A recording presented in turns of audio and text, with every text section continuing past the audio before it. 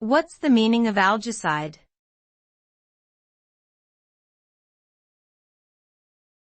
Algicide.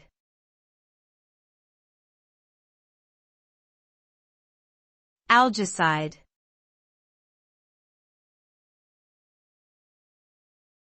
Algicide.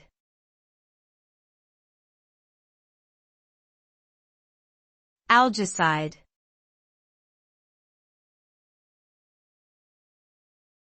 Algicide.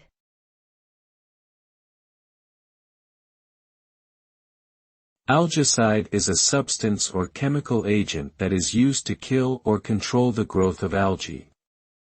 When algicide is applied to water bodies such as swimming pools, ponds, and lakes, it can destroy the cell membranes of algae, disrupting their ability to function and reproduce.